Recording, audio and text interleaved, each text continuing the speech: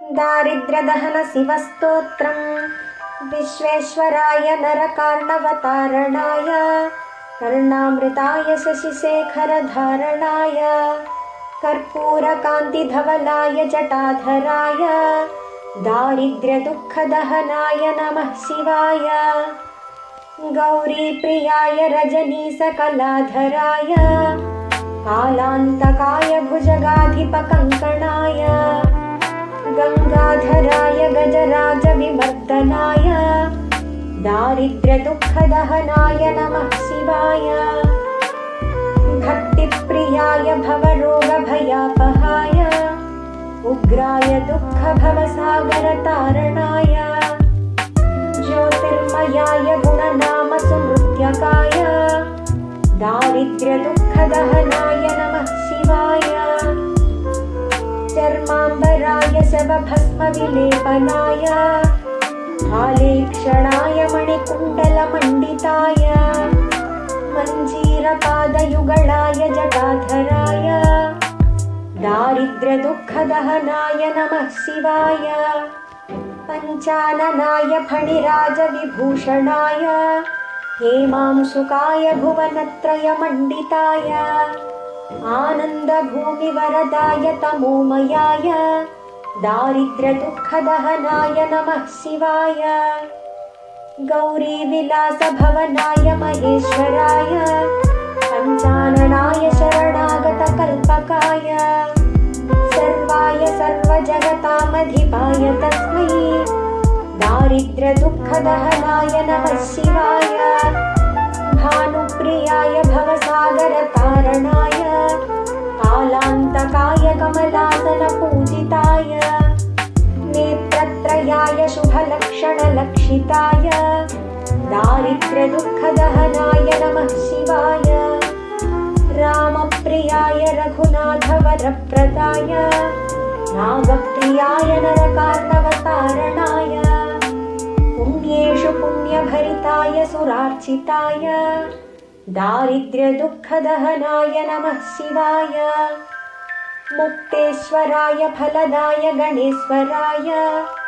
गीतप्रियाय वृषभेश्वरवाहनाय मातङ्गचर्मवसनाय महेश्वराय दारिद्र्यदुःखदहनाय नमः शिवाय वसिष्ठेन कृतं स्तोत्रं सर्वदारिद्र्यनाशनं सर्वसम्पत्करं शीघ्रं पुत्रपौत्रादिवर्धनम्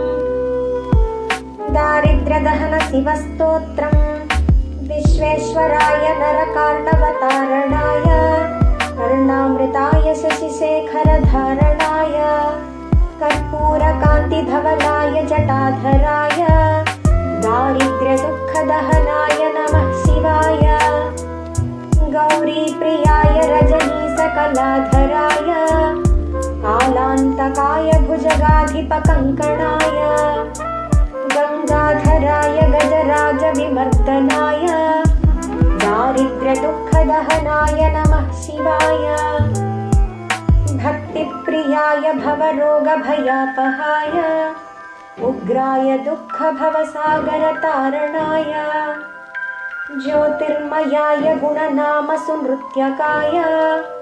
दारिद्र्यदुःखदहनाय नमः शिवाय चर्माम्बराय शवभस्मविलेपनाय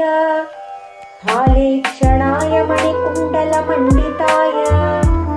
मञ्जीरपादयुगळाय जटाधराय